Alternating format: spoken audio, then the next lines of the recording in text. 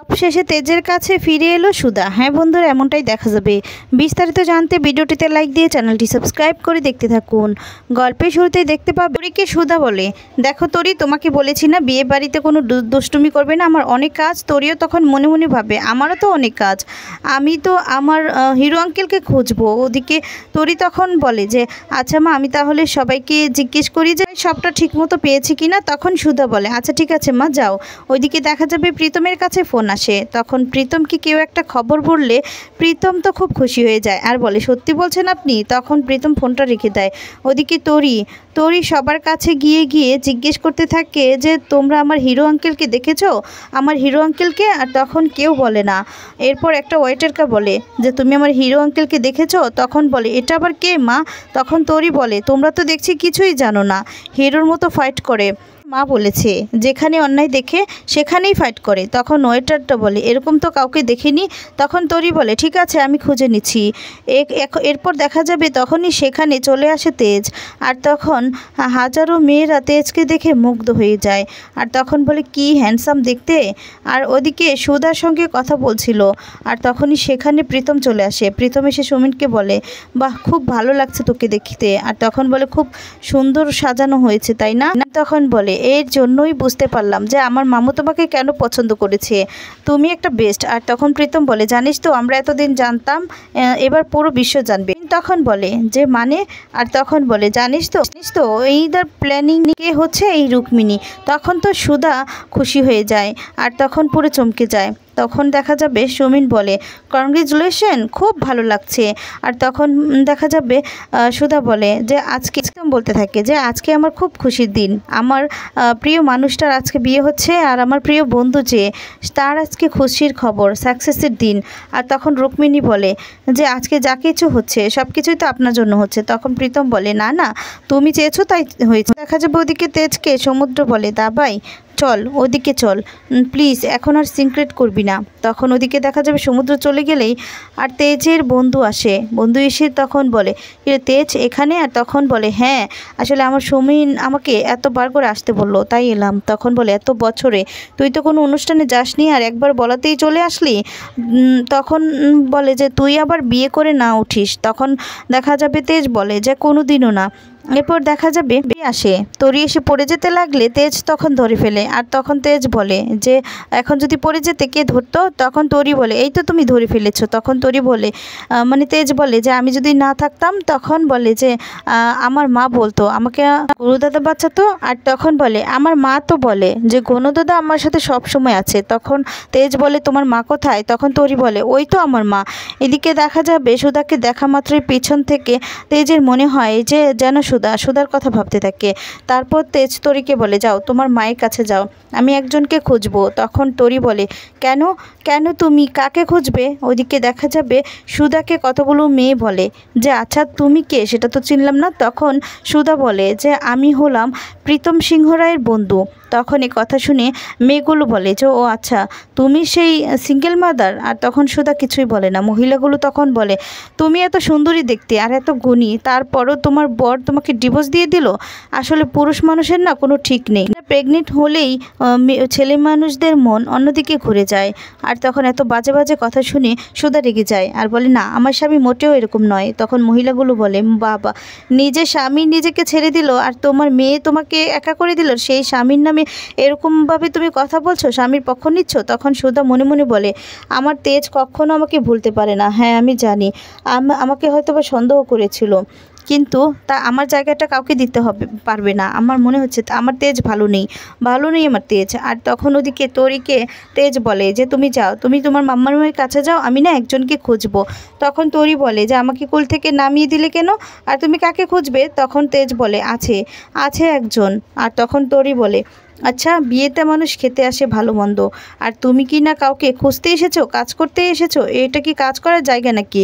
তখন তরি বলে তেজ বলে যে কি একটা পাকা মেয়ের পাল্লায় পড়লাম, যাও তো তুমি তোমার মায়ের কাছে যাও। আর তখন বলে শোনো, তোমাকে আমি টিক্কা দিতে বলেছি, তুমি যদি আমার কথা শোনো তাহলে তোমার বন্ধুকে আমি খুঁজে দিতে পারি, বুঝতে পেরেছো?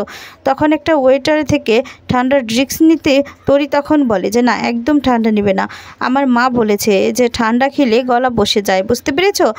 তখন গলা ব্যথা করবে। তখন তেজ বলে যে আমার ঠান্ডা খেতে ইচ্ছে করছে। তরি তখন বলে যে না, তাহলে কিন্তু আমি মাকে নালিশ করব। তখন তেজ বলে আমি কাউকে ভয় পাই না। তরি তখন বলে আমার মাকে না সবাই ভয় পায়, আমার মা না চাইলে কিন্তু তোমাকে কেউ কিছু দিবে না। তখন তেজ বলে আশ্চর্য মেয়ে তো। তখন তরি ওয়েটারকে বলে যাও তো খাবার নিয়ে আসো, নিশ্চয়ই আমার হিরো আঙ্কেল কিছুই খায়নি, তার জন্যই তো এমনটা করছে। তখন তেজ বলে এই তুমি কে বলো তো, কেন এরকমটা করছো? যাও না তোমার মাম্মামের কাছে, এই যে তোমার মা কে বলো তো। তখনই দেখা যাবে তরি বলে শোনো, আমি তোমাকে খাইয়ে তারপর ছাড়বো, নাও খাবারটা খেয়ে নাও, তো খাবারটা খেয়ে নাও, ঠিক আছে? খাবারটা খেয়ে নিবে। আর তখন তেজ সুধার কথা মনে পড়ে আর মনে মনে বলে এরকমভাবে কেউ আমাকে কখন শাসন করেনি। তারপরে দেখা যাবে তরি খাবারটাকে ঠান্ডা করে তেজকে খাইয়ে দেয়। তেজ তখন খেয়ে নেয় আর সুধার কথাগুলো ভাবতে থাকে। ওদিকে দেখা যাবে ঝিনুক কথা বলছে। সমুদ্র তখন ঝিনুকের কাছে যায়। ঝিনুক তখন বলে আচ্ছা, এখানে বিয়ে বাড়িতে এসেছেন, তাহলে যান না আপনার দাদার সাথে থাকুন, কখন যে কে আবার কেলেঙ্কারি করবে তার তো কোনো ঠিক নেই। তখন সমুদ্র বলে ঝিনুক, এখানে নাকি দাবাই বৌদিকে দেখেছে, আচ্ছা তোমার কি মনে হয় এখানে কি বৌদি আছে? তখন ঝিনুক সমুদ্র মুখে এমন কথা শুনে চমকে যায় আর সমুদ্রের দিকে তাকিয়ে থাকে আর বলতে থাকে কি বলছেন আপনি, কি বলছেন এসব? তখন সমুদ্র বলে যে হ্যাঁ, আমি তোমাকে জিজ্ঞেস করছি।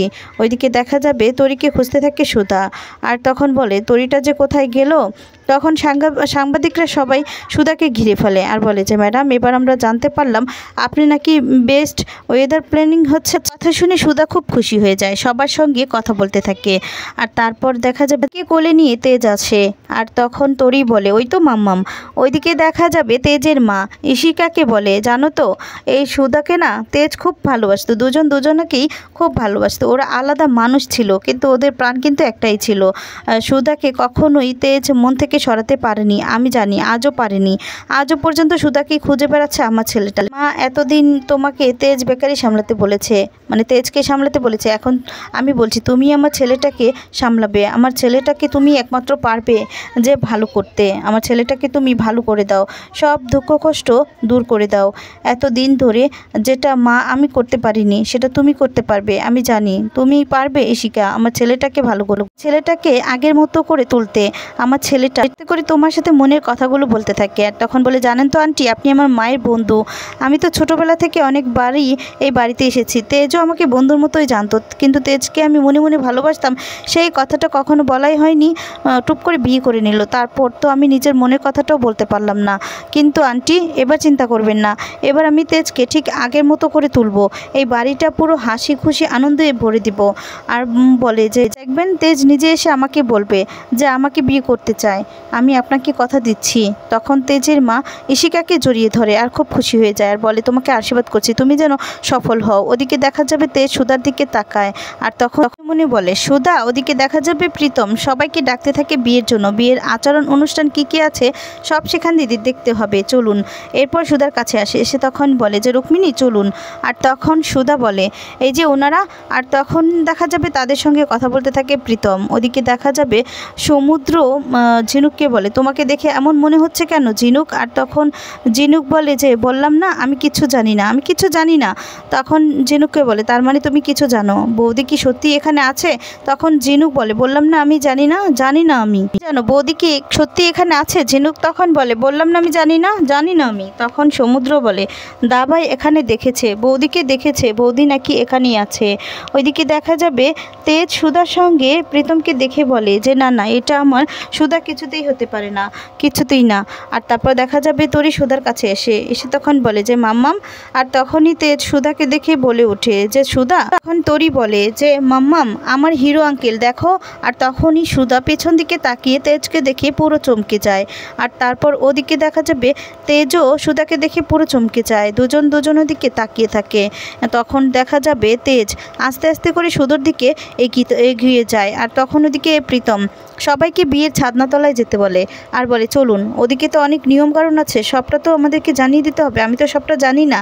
এই বলে যখন সুধার কাছে আসবে তখন তেজ আর সুধাকে একসঙ্গে দেখে প্রীতম চমকে যায় আর মনে মনে বলে এত বছর পরে সুধাকে তেজের মুখোমুখি হতে হলো, এখন কি করবেন উনি, কি করবেন? ওইদিকে দেখা যাবে সমুদ্র আর ঝিনুক তখন আসে। সমুদ্র তখন বলে ওঠে বৌদি ভাই। আর তখন সুধা কিছুই বলে না, চুপ করে দাঁড়িয়ে আছে। আর তারপর তেজ সুধার কাছে আসে। সে তখন বলে যে সুধা সুধা তুমি। আর তখন সুধার গায়ে হাত দিবে, সুধাকে বলবে, তখনই দেখা যাবে সেখানে ইশিকা চলে আসে। ইশিকা এসে তেজের হাত ধরে আর তেজকে বলে যে এ কি তেজ, তুমি আমাকে ছেড়ে এখানে চলে আসলে? তখন সুধা তেজের সঙ্গে ইশিকাকে দেখে মন খারাপ করে আর সঙ্গে সঙ্গে সেখান থেকে সরে যায়। তেজ তখন বলে আমি জানতাম, সারা দুনিয়া সবাই বলেছিল যে তুমি মারা গিয়েছো, কিন্তু আমি জানতাম যে তুমি বেঁচে আছো। তখন সুধা বলে ওঠে আপনার মনে হয় কোথাও ভুল হচ্ছে, আমি কোনো সুধা নয়, আমি হলো রুক্মিণী সেনগুপ্ত। তখন তেজ বলে মিথ্যে কথা, মিথ্যে কথা এটা, তুমি কোনোদিনও রুক্মিণী হতে পারো না, তুমি আমার সুধা। এই বলে সুধাকে জড়িয়ে ধরে তেজ। তো বন্ধুরা, এই ভিডিওটি তোমাদের কেমন লেগেছে কমেন্টস করে তোমাদের মতামতগুলো জানিয়ে দাও। ধন্যবাদ।